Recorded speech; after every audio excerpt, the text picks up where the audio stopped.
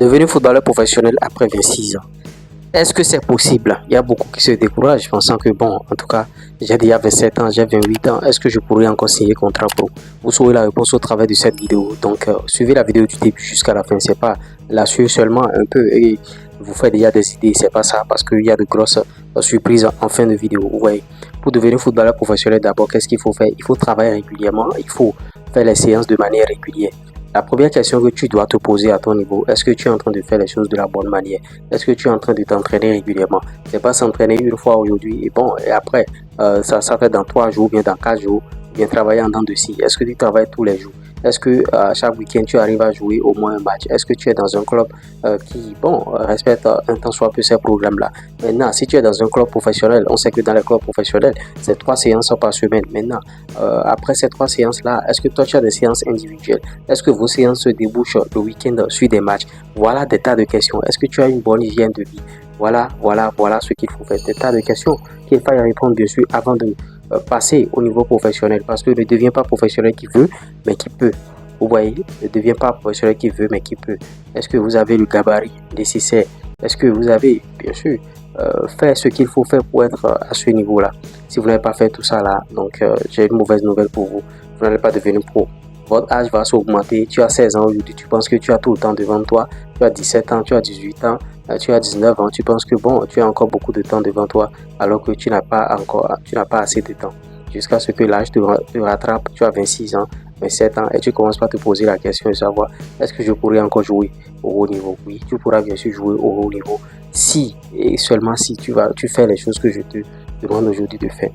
La première des choses que tu auras à faire, c'est d'abord de corriger ton hygiène de vie. Si tu sors tout le temps et tu ne te concentres pas sur ta carrière, pensant que bon, en tout cas, c'est en courant derrière les filles ou bien c'est en sortant tout le temps avec des amis que tu auras une bonne carrière, tu t'es trompé. Tu dois te concentrer sur cette carrière-là. Maintenant, travailler au moins une fois par jour. Il y a des gens qui travaillent 2 fois par jour. Tu dois travailler au moins une fois par jour pendant 6 jours, tu vois. Et le week-end, tu pourras jouer un match et te reposer dimanche. C'est un peu comme ça se passe. Vous voyez, ceux qui sont venus à un niveau élevé aujourd'hui, c'est pas du jour au lendemain. Ils ont fait du chemin, ils ont fait ce qu'il faut faire, bien sûr. Et vous voyez, c'est un peu ça. Et dans cette vidéo, vous allez voir que la luminosité est partie. C'est une coupure de courant. Donc, on a continué la vidéo de manière très professionnelle. Donc, c'est un peu ça. Maintenant, il y a beaucoup de footballeurs qui pensent que bon, c'est l'Europe seulement, le football se résume en Europe. Et beaucoup sont concentrés bien sûr en Europe, notamment en France, en Angleterre, bien en Espagne, alors qu'il y a d'autres pays. Et vous perdez votre temps à vouloir signer coûte que coûte en Europe. Après, qu'est-ce qui se passe? Vous vous contentez bien sûr des signatures en 4e division, 5e division, 6e division, bien 7e division. D'autant que bon, ceux qui ont déjà la chance de commencer dans un centre de formation en Europe, qu'est-ce qui se passe à ce niveau? Déjà à 21 ans, 22 ans, 23 ans plus tard, 21 ans, vous ne pouvez plus rester au centre de formation. Donc, si vous n'avez pas encore trouvé un club professionnel, le centre doit, bon, vous éjecter du système, histoire bien sûr de prendre d'autres jeunes. C'est comme ça se passe. Donc, vous voyez. Et si vous n'avez pas un bon agent qui va trouver un club de 4e division ou bien de 3e division rapidement pour sauver les meubles, vous allez rester là, vous allez errer. Et après, c'est ce qu'on constate que bon, beaucoup de footballeurs commencent par faire bien sûr du McDo, c'est-à-dire ils vont travailler dans des McDo, ils vont faire d'autres boulots au lieu de jouer au football. C'est d'autres choses qu'ils commencent par faire parce qu'ils se disent que bon, le football c'est déjà fini parce que je n'ai pas pu réaliser mes rêves. Il y a certains qui ont déjà même fini, qui sont en train de jouer en futsal ou bien qui sont en train de faire d'autres boulots, mais qui à la longue arrivent bien sûr à signer. Vous voyez, c'est dans ces futsal-là qu'on arrive à les remarquer. Les gars comme Youssef El Arabi et consorts. Pour ceux-là, c'est écrit, c'était déjà prédéfini. Il n'y a plus rien à faire.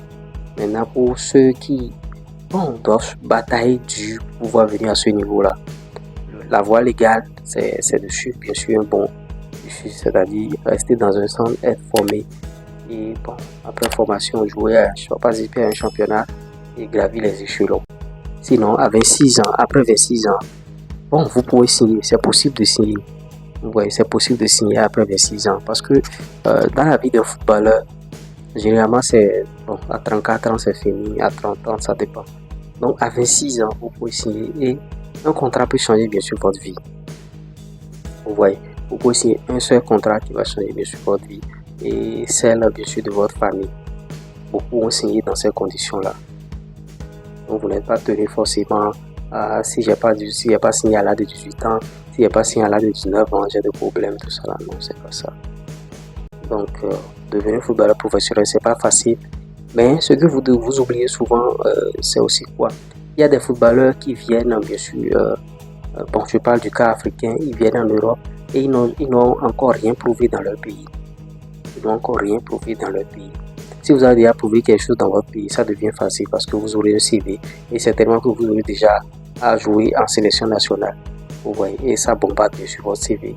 Et bon, en tout cas, ça peut favoriser votre signature. Vous voyez, voilà des cas. Tu peux avoir 25 ans et déjà flambé dans ton pays, dans un bon club, dans ton pays, dans un bon championnat, et tu fais partie des joueurs locaux que l'entraîneur appelle souvent et va donner le meilleur de toi-même. Et ça peut t'ouvrir des portes. Ou bien vous allez jouer une CAN junior, ou bien une CAN, bien sûr. Bon, les gens vont te voir, les recruteurs vont te voir et te faire signer un contrat. Il y a ces gens de cas là, plein. Vous voyez, il y a ces gens de cas là, plein. Maintenant, il y a le cas, les tests, les joueurs africains qui viennent à des tests. Sans maîtriser les BABA, les pays correspondants, ils ne maîtrisent pas beaucoup de choses et ils vont pointer bien sûr leur nez à des tests. Sachez que bon, à ces tests-là, il y a les Brésiliens, à ces tests, il y a les Argentins, il y a les Espagnols, il y a tout le monde qui sont venus bien sûr au test dans le club. Et bon, tu seras dans un environnement qui ne sera pas comme l'environnement de tous les jours, tu vois. Tu vas rencontrer d'autres personnes, d'autres cultures, d'autres footballs. Et bon, voilà un peu. Généralement, ça ne se passe pas bien parce qu'on dit bon, après test, ça n'a pas marché. À moins que vous soyez dans une structure bien qualifiée comme les ASEC Mimosa, comme d'autres clubs, comme les TP Mazembe. Parce que là, ils savent que vous avez bénéficié d'une très bonne formation.